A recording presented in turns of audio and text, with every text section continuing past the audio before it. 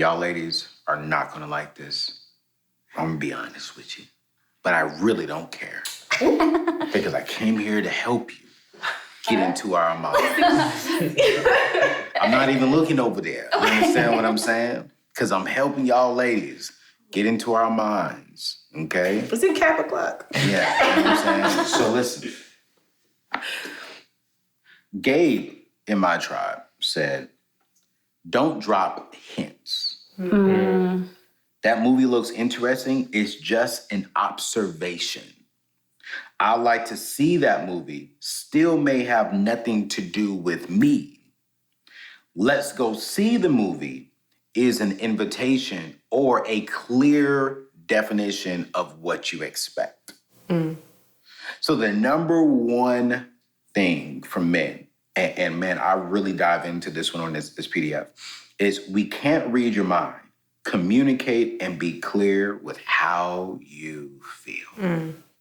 Do y'all ladies think y'all struggle with communicating exactly how you feel, what you want, what you expect? I think that's a whole learning process because half the time we probably don't even know. Mm. You know, you're like she said, you're learning yourself right now. Mm-hmm. So you're trying to figure out what it is that you actually want, how you truly feel about certain situations. Because I feel like, especially when you're younger, like in your 20s, it's a lot of let me mold me to fit this person that I'm with and not really understanding who you are and what fits you. Right. So I think it makes it hard to communicate what you want. You know what I mean? So when you're saying it like, oh, that would be nice. It's just kind of throwing it out there like, oh, that would be nice. I don't know if this fits what you want to do, but I thought this would be pretty cool. So if it's something you want to do, maybe I'll ask. So I feel like that's how that happens. And then as you get older, you know, you ask a woman 35, 40, she can be like, look, this is what I want to do. Are you taking me? Are we going? Can we go here? You know, they're very clear and direct because they know what they want to do, or this is what I'm going to do. Would you like to come? Yeah. But when you're in your kind of 20s, early 30s, it's a lot of still learning yourself. I mean, I've dated people in their 35s, and I would respectfully disagree. I mean, I asked a young lady, like, where you want to go to eat? I don't know, you pick. Oh, no. And then if you take her to a spot she doesn't like, then she goes back and she calls the girls and says, this boy, can you believe where he took me? But wait, I asked you up front, where do you want to go? She was like, well, no, I want you to put the thoughts and I want you to put the thought and pay the bill and do everything about it. I just want to show up with my red bottoms on, look cute, and just do the thing. To not like the food? I can't get with that. Maybe she was testing you. I can't get with that. So y'all have never told a man, like, yo, you pick. Like, you've never wanted the man to pick the restaurant. Yeah, I have. So, why? Well, because I don't know what I want. I just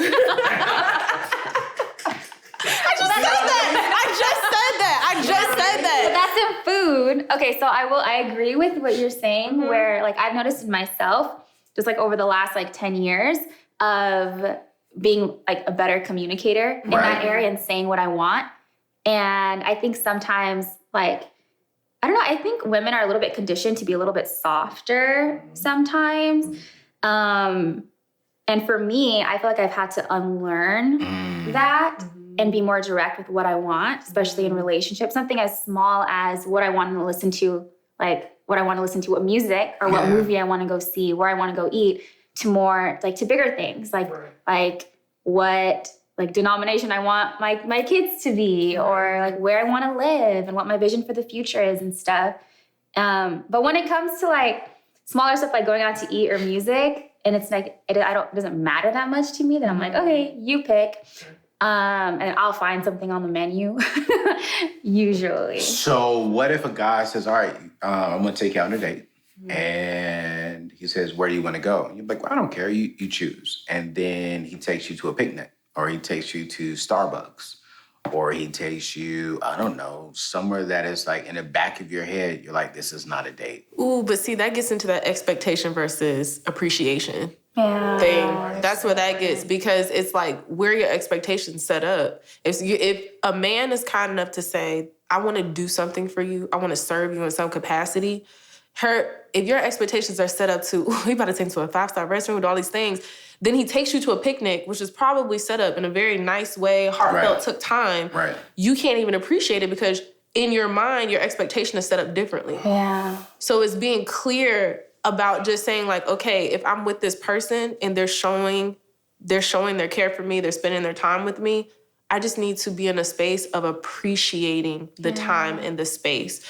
But it also goes to say, be clear about what you want so that when it happens, you're like, okay, I appreciate this. But if you're just sitting in a space where you're expecting all these things, there's zero communication, and then it shows up and you're like, what is this?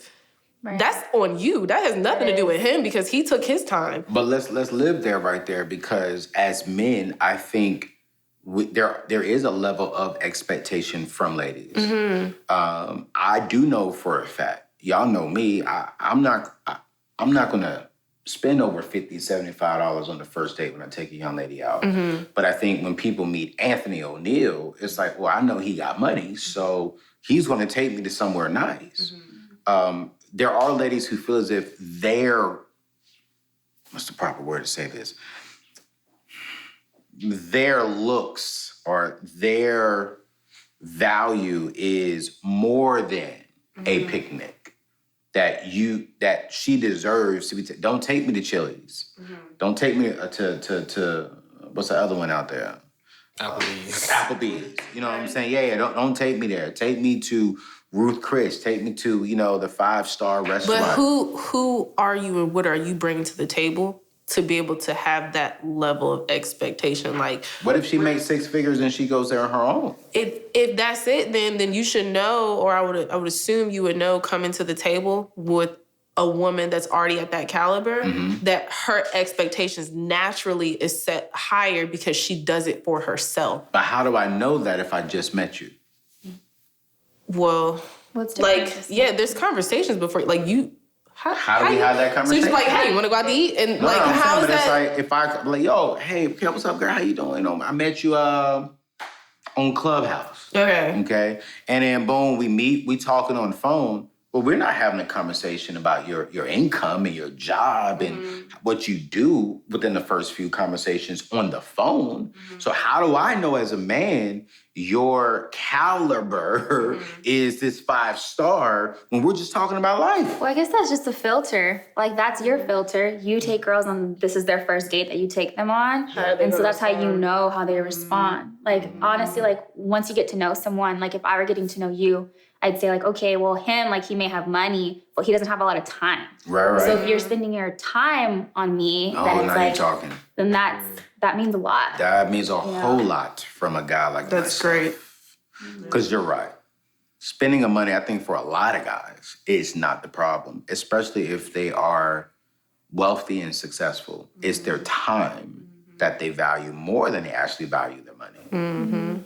If I give you an hour of my day talking on the phone, to me, that's more valuable than giving you $1,000. Because it's my time. And I make money with my time. Yeah. What you think, man?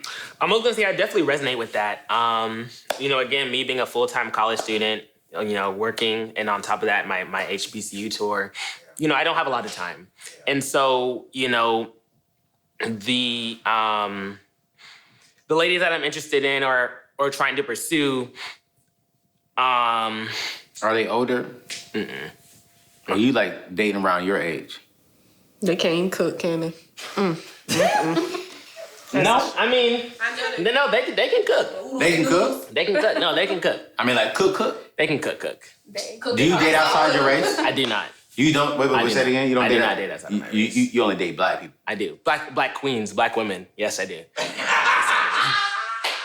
But I also, the thing is, my parents always joke about how, I'm very particular in the women that I date. My parents have only probably seen me bring home, 2 ladies in my... 2 ladies? Yeah. Because I'm very particular in who I bring into my family and who I want to, start my future with. And so, I grew up, again, in a 2-parent household. My mom was always cooking. I come from a Nigerian background as well as a Southern background. My grandmother's from Mobile, Alabama. My grandfather's from Nigeria.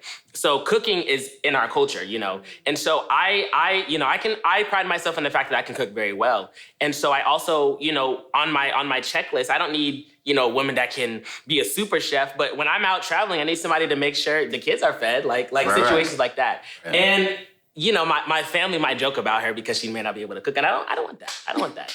So, yeah.